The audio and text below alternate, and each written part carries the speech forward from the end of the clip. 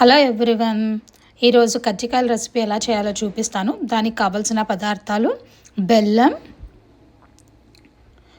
పప్పులు, ఎండు కొబ్బరి, శనగిత్తనాలు, గసగసాలు, యాలకి బుడ్లు.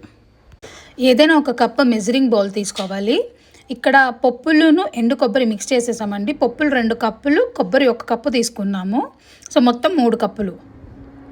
ఇప్పుడు ఆ 3 కప్పులు వేసేయాలండి. పప్పులు ప్లస్ బెల్లం 3 కప్పులు అవుతాయి. పప్పులు కొబ్బరి వేసుకున్నాక శనగిత్తనాలు వేసుకుంటున్నాము. శనగిత్తనాలు 1 కప్ అయినా సరిపోతుంది. కొన్ని ఎక్కువ వేసుకుంటే టేస్ట్ బాగుంటుందని 1.5 కప్ ఆల్మోస్ట్ తీసుకున్నామండి. 1.5 కప్. కొంతమంది శనగిత్తనాలు ప్రిఫర్ చేస్తారు, కొంతమంది చేయరు. ఇప్పుడు 2 కప్పులు పప్పులు, 1 కప్పు కొబ్బరి, 2 గ్లాసులు ఆల్మోస్ట్ 2 కప్పులు శనగిత్తనాలు తీసుకున్నాం కదా. ఇప్పుడు బెల్లం అండి. సో టేస్ట్ అంతా బెల్లంలోనే యాడ్ అవుతుంది. ఇక్కడ మేము 3.5 కప్స్ ఆఫ్ బెల్లం తీసుకున్నాము. మీరు చూసుకోండి, కొంచెం చప్పగా ఉంటే ఇంకొంచెం బెల్లం యాడ్ చేసుకోవచ్చు. బట్ నాకు ఇక్కడ కరెక్ట్గా సరిపోయిందండి బెల్లం. సో బెల్లం వేసుకున్నాక అంతా ఒకసారి మిక్స్ చేసుకోవాలన్నమాట. సో అవన్నీ వేసుకున్నాక అన్నీ ఒకసారి బాగా కలుపుకోవాలి. సో ఇప్పుడు మనం ఫస్ట్లో చెప్పాం కదా, యాలకి బుడ్లు, గసగసాలు, అవి కూడా వేసుకోవాలి. యాలకి బుడ్లు ఓపెన్ చేసి వేసుకోవాలి. సో అవి వేసుకున్నాక అంతా మిక్స్ చేయాలండి. ఇవంతా మిక్స్ చేసుకొని పౌడర్ చేసుకోవాలన్నమాట. అంతా బాగా కలుపుకున్నాక మిక్సీ పట్టుకోవాలి.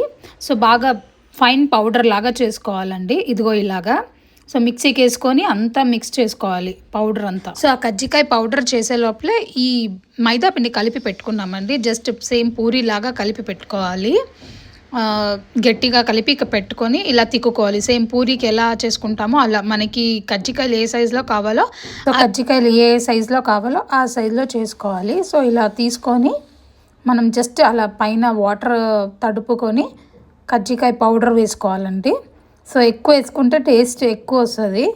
సో కొంచెం కజ్జికాయ పౌడర్ వేసుకొని అలా వేసుకొని అంతా మడత వేసుకోవాలన్నమాట. అంతా క్లోజ్ చేసుకోవాలి. సో మనకి మిషన్స్ కూడా వస్తాయి, చిన్న చిన్నవి. చేత్తో అయినా ఇలా మడతేసుకోవచ్చు. ఇలా అన్నీ మనం మడతేసుకోవాలండి. మనము వేయించేకి ఎంత కావాలో అంతా ఫోల్డ్ చేసుకోవాలి.